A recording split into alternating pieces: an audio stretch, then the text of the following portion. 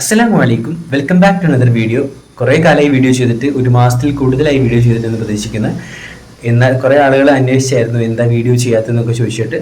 എല്ലാവർക്കും നന്ദിയുണ്ട്. നിങ്ങളുടെ ഈ അന്വേഷണമാണ് എനിക്ക് വീണ്ടും വീഡിയോ ചെയ്യാനുള്ളൊരു മോട്ടിവേഷൻ എന്ന് പറഞ്ഞിട്ടുള്ളത്. സോ എന്താണ് ഈ 2 മന്ത് അപ്ഡേഷൻസ്? 2 മന്തായിട്ട് ഞാൻ ഏകദേശം ഒന്നും വീഡിയോ ചെയ്തിട്ടില്ല.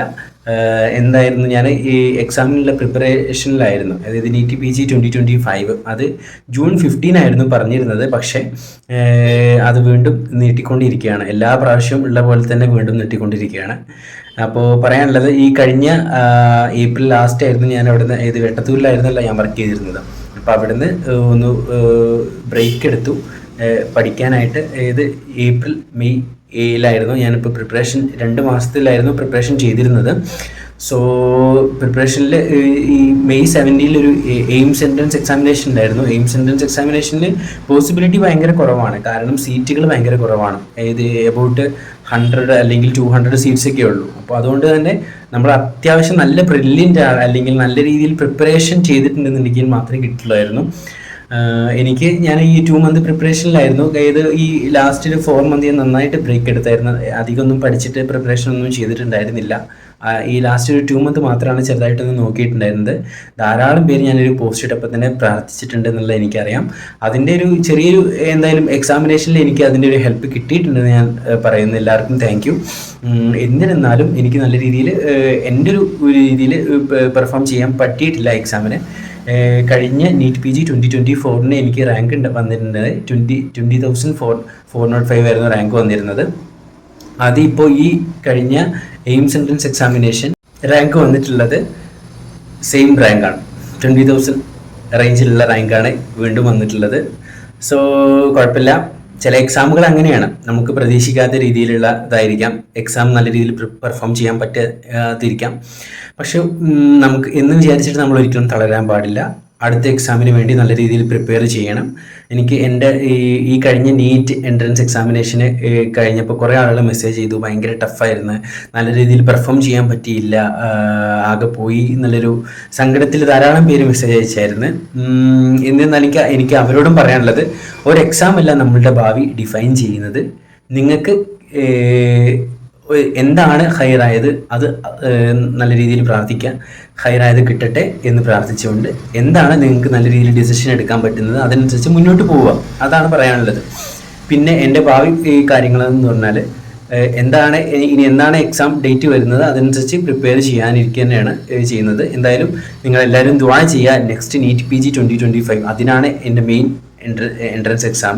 അതിന് നല്ല രീതിയിൽ പെർഫോം ചെയ്യാനും നല്ലൊരു റാങ്ക് വാങ്ങാനും നല്ലൊരു മെഡിക്കൽ കോളേജിൽ എനിക്കിഷ്ടപ്പെട്ട PGക്ക് സീറ്റ് കിട്ടാനും നിങ്ങളും ദുആ ചെയ്യുക. ഇൻഷാ അല്ലാഹ് ഞാനും ദുആ ചെയ്യാം. നിങ്ങളൊക്കെ എൻ്റെ ദുആയിലും ഞാൻ ഇൻഷാ അല്ലാഹ് ഉൾപ്പെടുത്താം.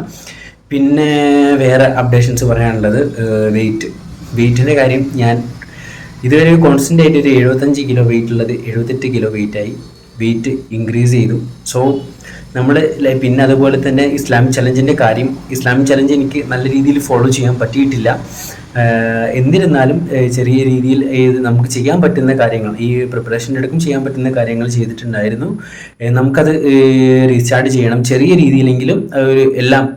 എല്ലാവർക്കും ചെയ്യാൻ പറ്റുന്ന രീതിയിൽ, ഞാനൊരു ഏറ്റവും ചെറിയ ചലഞ്ച്, ഇസ്ലാം ചലഞ്ചിൽ പറഞ്ഞുള്ള ഏറ്റവും ചെറിയ ചലഞ്ച് ആയിട്ട് എനിക്കും നിങ്ങൾക്കും എല്ലാവർക്കും ഓക്കെ ആവുന്ന രീതിയിൽ, ഒരു ബിഗിന്നേഴ്സിന് ഓക്കെ ആവുന്ന രീതിയിൽ ഇൻഷാ അല്ലാഹ് നമുക്ക് സ്റ്റാർട്ട് ചെയ്യണം. അതുപോലെ നാളെ അറഫ ദിനമാണ്. എല്ലാവരും ഇൻഷാ അല്ലാഹ് നോമ്പ് നോൽക്കുക എന്നുള്ളതാണ്. അതുപോലെ ഞാൻ പറയാൻ വെച്ചിരുന്നൊരു കാര്യമാണ് ഫജ്ർ സൂറത്ത്.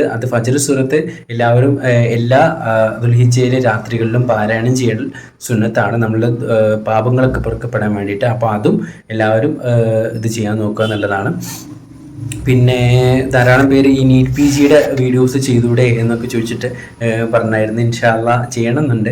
കാരണം നമ്മളത് അച്ചീവ് ചെയ്യാതെ വീഡിയോ ചെയ്യുന്നത് അതിൽ കാര്യമില്ലല്ലോ എന്ന് വിചാരിച്ചിട്ടാണ്. എന്നിരുന്നാലും കുറേ NEET PG ആസ്പിറൻസും സബ്സ്ക്രൈബ് ചെയ്തിട്ടുണ്ട്. ഇൻഷാ അല്ലാഹ് വീഡിയോസ് നോക്കാം എന്ന് പറയുന്നു. അതുപോലെ അപ്കമിങ് ഡേയ്സിൽ ഈ ഒരു വീക്കിലി 1 വീഡിയോ എങ്കിലും ചെയ്യാനിടാൻ നോക്കാം. അതുപോലെ തന്നെ എനിക്ക് പറയാനുണ്ടായിരുന്നത്, ഈ ഒരു 2 മാസം നമുക്ക് ഈ വാട്സപ്പ് ചാനൽ ഉണ്ടായിരുന്നല്ലോ, ആ വാട്സപ്പ് ചാനലിൽ ഇതുവരെ നമുക്ക് ഈ ടാസ്കുകളൊക്കെ ഇട്ടിരുന്നത് നമ്മുടെ ഒരു സബ്സ്ക്രൈബറിനായിരുന്നു. ഞാൻ 2 മാസത്തിന് മുമ്പ്, അതായത് പ്രിപ്പറേഷന് മുമ്പ് ഒന്ന് ഒരു വോയിസ് ഇട്ടായിരുന്നു. ആർക്കെങ്കിലും താല്പര്യമുണ്ടെങ്കിൽ ഇടാം. കാരണം എനിക്കത് കണ്ടിന്യൂസ് ചെയ്യാൻ പറ്റുമോ എന്നുള്ളത് ഡൗട്ട് ആയതുകൊണ്ട് തന്നെ. പക്ഷേ നമ്മുടെ ഒരു സബ്സ്ക്രൈബർ തന്നെ, ഫാത്തിമത്ത് സഫ എന്ന് പറയുന്നൊരു സബ്സ്ക്രൈബർ, അത് ഏറ്റെടുക്കാമെന്ന് പറഞ്ഞ് എനിക്ക് മെസ്സേജ് അയച്ചായിരുന്നു ടെലിഗ്രാമിൽ. സോ അതിൻ്റെ ഭാഗമായിട്ട് ഇതുവരെ ഒരു 2 മന്ത് നമുക്ക് ഈ ടാസ്ക് ഇട്ടിരുന്ന ആ കുട്ടിയാണ്. എല്ലാവരും എന്തായാലും അള്ളാഹു സ്വീകരിക്കട്ടെ, കാര്യങ്ങളൊക്കെ സ്വീകരിക്കട്ടെ ഇൻഷാ അള്ളാ. ഇനി മുതൽ ഞാനിടാം ഇൻഷാ അള്ളാ. എല്ലാവരും ദുആകളിലേക്ക് ഉൾപ്പെടുത്തുക. കാരണം ഈ ഒരു മാസം, ദുൽഹിജ്ജ മാസം എന്ന് പറഞ്ഞാൽ ഏറ്റവും ദുൽഹിജ്ജയിലെ ആദ്യത്തെ 10 ദിവസങ്ങൾ തന്നെ ഏറ്റവും പ്രധാനപ്പെട്ട ദിവസങ്ങളാണ്. സോ ഈ ദിവസത്തെ പ്രാർത്ഥനകൾക്ക് നല്ല ഉത്തരമുണ്ട് എന്നുള്ളതാണ്. അപ്പോൾ നിങ്ങൾ എനിക്ക് വേണ്ടി പ്രാർത്ഥിക്കുക ഇൻഷാ അള്ളാ. ഞാൻ നിങ്ങളെയൊക്കെ പ്രാർത്ഥനയിൽ ഉൾപ്പെടുത്താം. അടുത്ത വീഡിയോയിൽ കാണുന്നവരെ അസ്സലാമു അലൈക്കും.